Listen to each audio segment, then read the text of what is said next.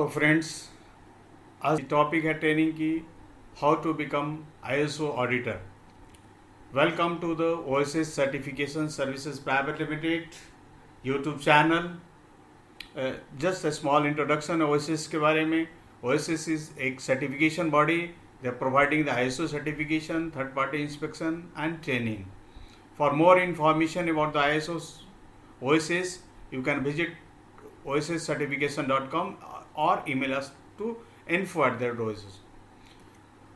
तो आज इसकी ट्रेनिंग की जो टॉपिक है how to become ISO auditor, इसमें आज मैं ये आप लोग को एक्सप्लेन करने जा रहा हूँ कि आईएसओ ऑडिटर के लिए what are the minimum requirements, क्या क्या होने चाहिए। इस throughout the video you will find we have covered the qualification requirements, training requirements, work experience requirements, knowledge, skill, auditor personal behavior and technical area knowledge। तो उम्मीद करता हूँ कि ये वीडियो पूरा वॉच करेंगे और इस टॉपिक को आप देखेंगे। आई एम श्योर कि this will add the value to your understanding and knowledge to become ISO auditor, and this will be helpful for you। तो चलो स्टार्ट करते हैं।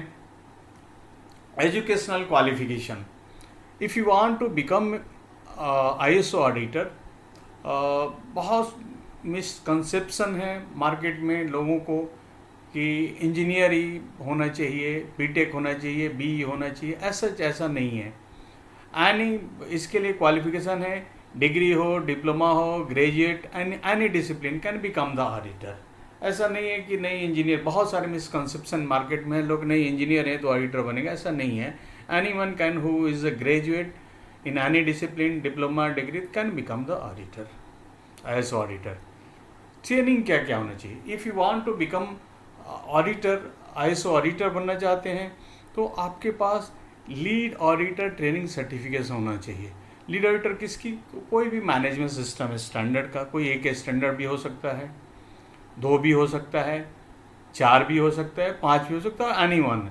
जो भी स्टैंडर्ड आपको लगता है कि you are enough competent in the standard, you can get the lead auditor training certification and you can become the ISO auditor, because lead auditor training certification is minimum qualification requirement to become the ISO auditor। Work experience, work experience, कई लोगों ने ये सवाल किया कि यार work experience क्या चाहिए।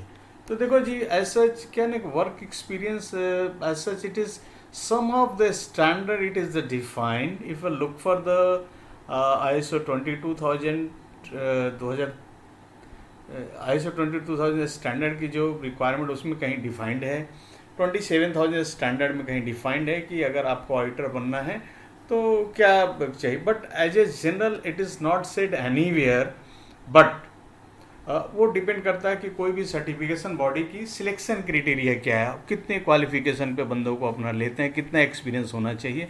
तो अलग अलग सर्टिफिकेशन बॉडी की पॉलिसी एंड प्रोसीजर के ऊपर डिपेंड करता है। General, as a general practice minimum 4 to 5 years of working experience होना चाहिए कोई भी बंदा, if you want to become the ISO auditor. तो 4 to 5 years and working experience होना चाहिए ऑन आउट ऑफ, अगर 4 से 5 साल की वर्किंग एक्सपीरियंस हो, उसमें मिनिमम 2 से 3 साल का एक्सपीरियंस वो designing, development, implementation of management system standard का होना जरूरी है। सपोज कि आपको you are the 5 years experience, तो 5 साल हैं तो 5 साल out of the 5 years at least 2 साल या 3 साल आपकी एक्सपीरियंस होना चाहिए management system implementation, development organization के अंदर। जिस ऑर्गेनाइजेशन में आपने काम किया वहाँ पे इसकी एक्सपीरियंस होना बहुत ज़रूरी है। एंड ये भी एक रिक्वायरमेंट है कि मैनेजरियल कैपेसिटी में भी आपको काम किया हुआ होना चाहिए। कोई भी मैनेजरियल कैपेसिटी मतलब ऐसा नहीं कि मैनेजर हो, हाँ, जहाँ पे आप डिसीजन टेकिंग में भी सीनियर सुपरवाइजर भी हो सकते हैं, मैनेजर हो सकते हैं, असिस्टेंट मैनेजर हो सकते हैं, कोई भी हो सकते हैं, जहाँ पे भी आप decision making decision taking activity में इन्वॉल्व हैं, लीडरशिप रोल में, that means you are leading the team something, इस रोल में आपको काम किया हुआ होना चाहिए। तो ये बहुत इंपॉर्टेंट। एंड वर्किंग एक्सपीरियंस में ये भी हो कि you should have the leadership involve in the root cause analysis, problem solving, continual improvement projects. तो ये सारी चीज़ें एक ऑडिटर बनने के लिए बहुत ज़रूरी है। ये वर्किंग एक्सपीरियंस आपका इन्वॉल्व होना चाहिए। Internal auditing, management review meeting में पार्टिसिपेट किया हुआ होना चाहिए। तो this is the working experience requirement. अब नॉलेज की बात करते हैं। कोई भी ऑडिटर बनना चाहता है उसको नॉलेज क्या चाहिए? तो नॉलेज तो ये आपको सबको ही पता है कि नॉलेज, ऑडिटर बनना चाहे तो उसे स्टैंडर्ड की रिक्वायरमेंट पता होना चाहिए। तो रिक्वायरमेंट तो ऑडिटर बनने के रिक्वायरमेंट आपको पता होना चाहिए। इम्प्लीमेंटेशन के बारे में आपको पता होना चाहिए। ऑलरेडी आपने एक्सपीरियंस देख लिया कि आपने काम किया हुआ है, तो definitely you have the knowledge in implementation, documentation requirement, ये सारी चीज़ आपको पता होना चाहिए नॉलेज क्या है।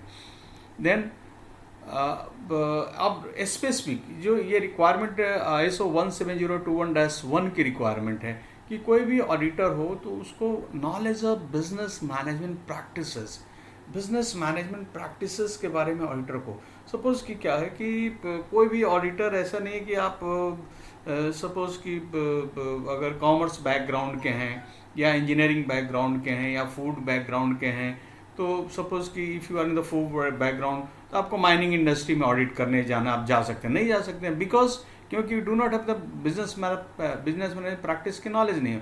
तो हर ऑडिटर हर इंडस्ट्रियल सेक्टर में ऑडिट नहीं कर सकता। तो स्पेसिफिक जहाँ पे जिस फील्ड में आपको एक्सपोजर हो, जिस फील्ड में आपको नॉलेज हो, तो उस फील्ड में तो बिजनेस मैनेजमेंट प्रैक्टिस जानना बहुत ज़रूरी है, नॉलेज होना चाहिए। नॉलेज ऐसा नहीं है कि नॉलेज आपने काम किया है तभी नॉलेज होना चाहिए। Knowledge you can gain from the any source. ऐसा नहीं है कि भाई आपने काम किया किसी, जिसमें नॉलेज में क्या बिजनेस मैनेजमेंट क्या होना चाहिए कि आपके ऑर्गेनाइजेशन की type, size, governance, structure, work place practices, information, data system, document system, information technology, ये सारी चीज़ें आपको पता होना चाहिए। आप अच्छे कॉम्पिटेंट ऑडिटर बनना चाहते हैं तो business management practices is very much important for the any auditor to know this. Then knowledge of audit principle, practices and technique. अगर आप लीड ऑडिटर ट्रेनिंग आपने किया है तो ज़रूर आपको ये audit principle, practices and technique ज़रूर आपको बताया जाता है, and this is the learning course भी है। तो ये ऑडिटर को ये नॉलेज होना ज़रूरी है, ऑडिट प्रिंसिपल क्या है। Similarly specific management system standard and normative documents. Suppose जैसे अभी हमने पिछले स्लाइड में क्या बोला कि आपको स्टैंडर्ड की रिक्वायरमेंट पता होना चाहिए। जब अगर स्टैंडर्ड की रिक्वायरमेंट पता है तो आपको नॉर्मेटिव डॉक्यूमेंट्स एंड रिक्वायरमेंट भी पता होगा। तो ये एक ऑडिटर बनने के लिए बहुत ज़रूरी है। Then certification body process. स्वाभाविक है कि अगर आप ISO ऑडिटर बनना चाहते हैं तो आपको किसी न किसी सर्टिफिकेशन बॉडी में ही काम करना होगा, क्योंकि फ्रीलांस भी, अगर आपको बहुत सारे ऑडिटर हैं जो फ्रीलांसर भी हैं, लेकिन वो they are not doing their certification their own, they are working on behalf of some certification body on contracted basis. तो उस केस में भी आपको सर्टिफिकेशन बॉडी का प्रोसेस जानना बहुत ज़रूरी है। If you want to become a competent and professional ISO auditor तो you must have the knowledge of certification body processes, certification process के बारे में आपको पता होना चाहिए। देन क्लाइंट्स, बिजनेस सेक्टर्स, जिस ऑर्गेनाइजेशन में आप ऑडिट करने जा रहे हैं या ऑडिट करने वाले हैं या तो उस क्लाइंट के बिजनेस सेक्टर के बारे में पता होना चाहिए। सपोज कि कोई सीमेंट इंडस्ट्री है, कोई फूड इंडस्ट्री है, कोई केमिकल इंडस्ट्री है, कोई एजुकेशनल इंस्टीट्यूट्स है, कहीं भी आप जाते हैं तो आपको क्लाइंट बिजनेस सेक्टर्स के बारे में पता होना चाहिए। क्लाइंट की प्रोडक्ट, प्रोसेस एंड ऑर्गेनाइजेशंस के बारे में पता होना बहुत ज़रूरी है before doing the audit. If you want to become the professional and competent auditor तो you must have this knowledge, client, product, process and organisation. Then one important thing is language skill appropriate to all level within the client organization. Language बहुत important है। Suppose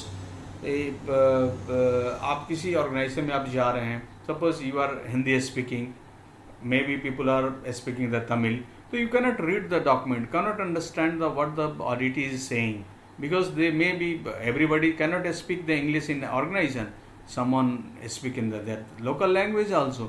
तो language जानना ज़रूरी है। तो ये language, competent language is जरूरी। ऐसा नहीं है कि if you do not know the language you can not do, ऐसा नहीं है। आप हो जाता है इंटरप्रेटर को यूज़ कर सकते हैं, but unless until you should have the skill as appropriate which is required. Then बहुत इम्पॉर्टेंट है स्किल्स। ऑडिटर के लिए बहुत इम्पॉर्टेंट है कि ऑडिटर स्किल, ऑडिटर कोई भी ऑडिटर हो उसकी प्रेजेंटेशन स्किल होना चाहिए, बहुत इम्पॉर्टेंट है। तो ऑडिटर में प्रेजेंटेशन स्किल होना चाहिए, ऑडिटर में कम्युनिकेशन स्किल, ऑडिटर को ओरल एंड रिटेल कम्युनिकेशन में भी इंग्लिश, हिंदी, तमिल, तेलुगु, मराठी, गुजराती, बंगाली, जिस लैंग्वेज हो, तो they have the good communication skill, oral and written. Then interviewing skill, ये इम्पॉर्टेंट, ये स्किल ऑडिटर के लिए बहुत इंपॉर्टेंट होता है। क्यों? क्योंकि जब भी आप किसी ऑर्गेनाइजेशन में ऑडिट करने जाते हैं तो ऐसा नहीं कि आप डॉक्यूमेंट देख के आ जाएंगे, you have to verify the compliances, different processes, different activity में आपको जाना होगा। जब डिफरेंट प्रोसेस, डिफरेंट एक्टिविटी में आप जाएंगे तो माइट भी आपको बात करना हो किसी से कि कैसे बात करना है, ये टेक्निक है। जैसे कैसे ओपन एंडेड सवाल पूछना है, क्लोज एंडेड कभी भी सवाल नहीं पूछना है। तो ये बहुत सारे इंटरव्यू, वो नेक्स्ट वीडियो में हम ऐड करेंगे इंटरव्यू टेक्निक में ऑडिटर को क्या क्या होता है, will try to add it so that you can have the more detail understanding. But आपको ये जानना, और इंटरव्यूइंग टेक्निक आपको आना चाहिए, तभी आप किसी ऑडिट फाइंडिंग, ऑडिट के कहीं कंक्लूजन्स पे आप पहुंच पाएंगे। Unless until you have the sufficient evidence, तो यू कैन, एविडेंस कैसे मिलेगा? इंटरव्यूइंग से, डॉक्यूमेंट रिव्यू से, ऑब्जर्वेशन से। तो ये आपको आना बहुत ज़रूरी है। देन ऑडिट मैनेजमेंट स्किल बहुत इंपॉर्टेंट है जी। ऑडिट मैनेजमेंट स्किल किसी भी प्रोफेशनल ऑडिटर के लिए ऑडिट मैनेजमेंट स्किल कैसे है, फॉर एग्जांपल आपको बताते हैं ऑडिट मैनेजमेंट क्या है। सपोज आप किसी क्लाइंट के पास ऑडिट करने चले गए, अब क्लाइंट से आपने कोई डॉक्यूमेंट मांगा, नहीं दिया, कई एविडेंस आप वेरीफाई करना चाहते हो, वो नहीं दिखा रहा है, कभी कोई बात पे आर्गुमेंट हो जाती है, तो आपको अपना टेम्पर लूज नहीं करना है। आपको ये स्किल आपके अंदर डेवलप होना कि how you are building your leadership in the auditing so that you can manage, you can be focus on your. आपको क्या चाहिए? If you are doing the audit, आपको ऑब्जेक्टिव क्या है कि आप जब ऑन साइट ऑडिट करने गए हैं तो आपको चाहिए कि एविडेंसेस निकालना against the compliances of the requirements. तो अनलेस ये आपके लीडरशिप, ये मैनेजमेंट स्किल होना बहुत ज़रूरी है ऑडिटर के लिए। आपको एविडेंस नहीं मिलेगा तो आप you can not make that decision, आप ऑडिट रिपोर्ट नहीं बना पाएंगे, कुछ नहीं कर पाएंगे। तो ये स्किल है, दिस इज ऑडिटर के अंदर ये क्वालिटी होना बहुत ज़रूरी है।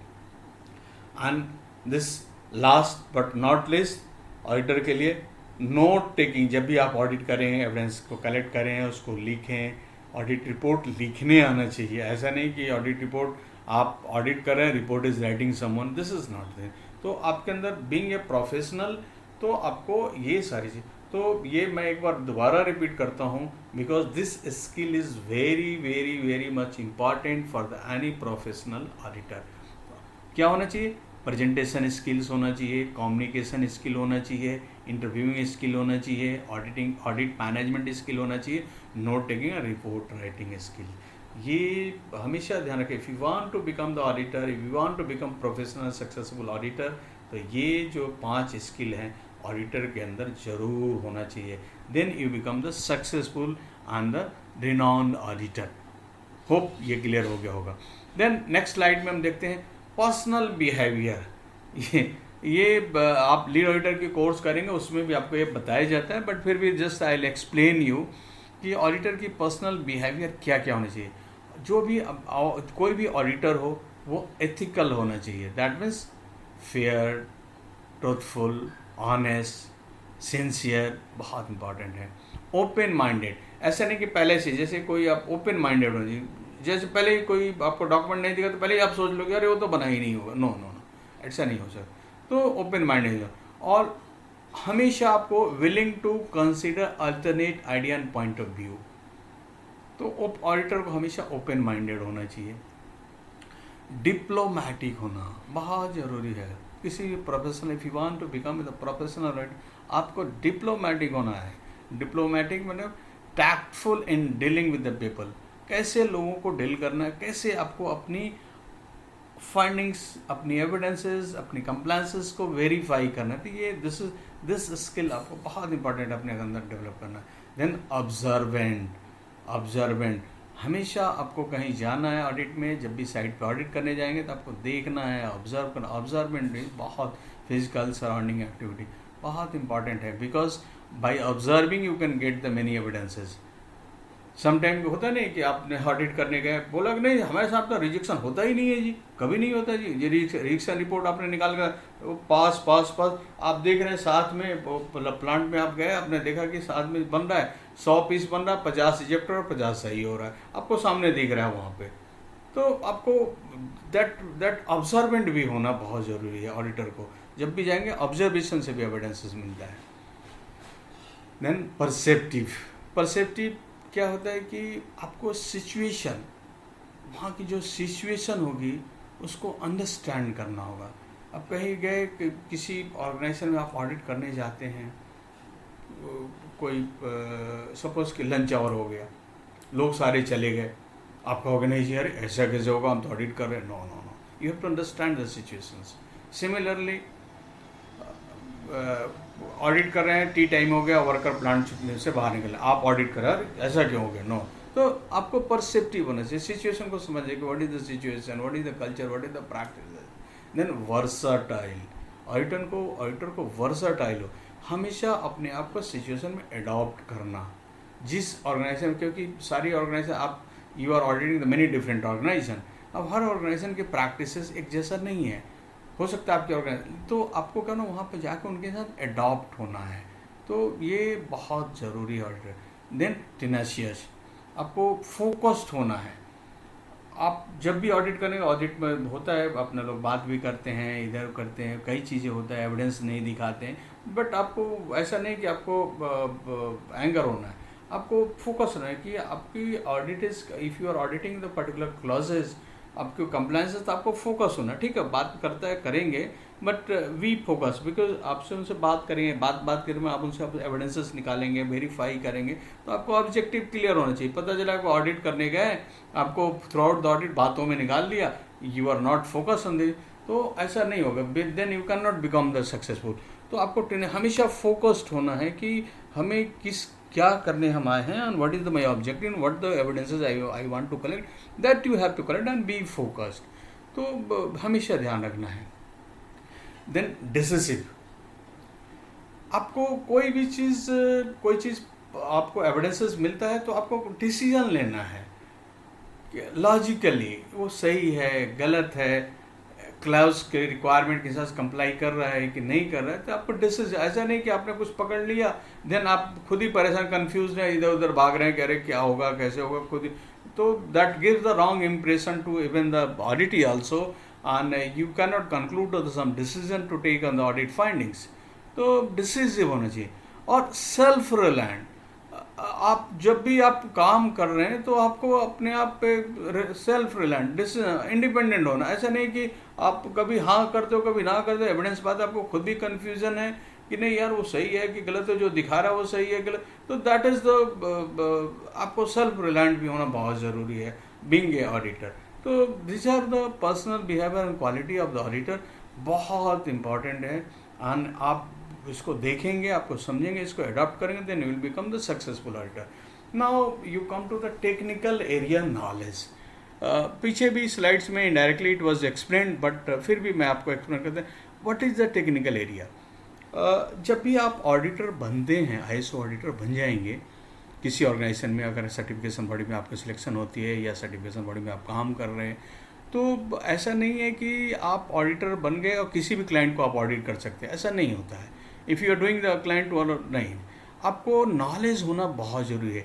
जिस क्लाइंट की आप ऑडिट करने जा रहे हैं उनका की process, function, product, intended use, defects, application, regulations आपको पता होना चाहिए, तभी आप जाके वहाँ सक्सेसफुल ऑडिट करें। ऑडिट करने का मतलब ऐसा नहीं कि you are doing the formality, audit करने का मतलब you are going to find the opportunity for the improvement, giving the value to the client। ऐसा नहीं कि ऑडिट गए तो you are doing the auditing, you are fault finding, Audit is not a fault finding, audit is a fact finding.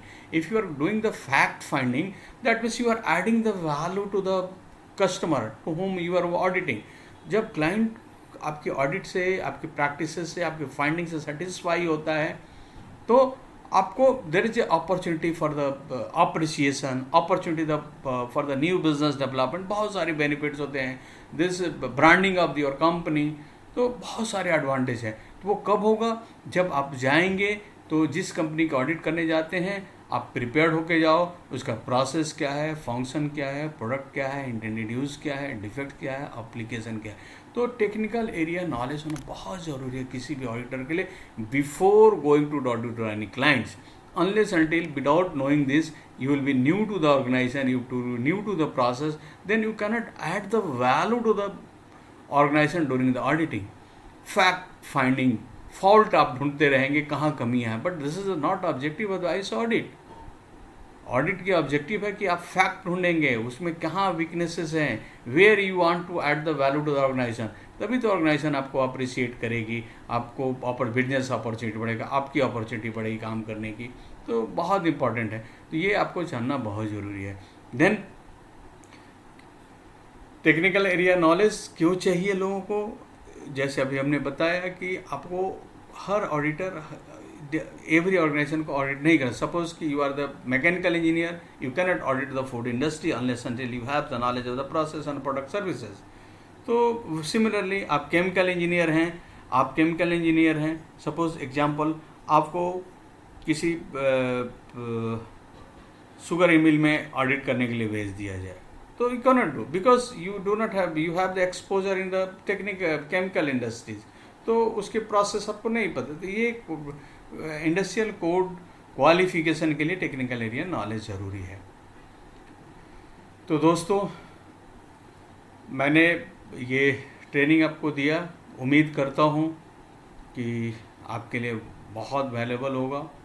आपकी जो knowledge में कुछ ना कुछ वैल्यू ऐड करेगा, आपके अंडरस्टैंडिंग में इम्प्रूवमेंट आएगी कि आईएसओ ऑडिटर के लिए क्या क्या रिक्वायरमेंट है, मिनिमम रिक्वायरमेंट्स. और इसके बाद हम लोग नेक्स्ट वीडियो और अपलोड करने जा रहे हैं. We are planning for next video different ISO standard पे ट्रेनिंग के लिए. ज़रूर उसको वॉच कीजिएगा. ये वीडियो आपको अगर समझ में आता है ज़रूर इसको लाइक करें और शेयर करें. जिनको भी चाहिए होगा knowledge they can get. Even if you want any additional information about the ISO auditor या this training, please write in the comment box. Will help you so that you can develop your understanding. Thank you very much.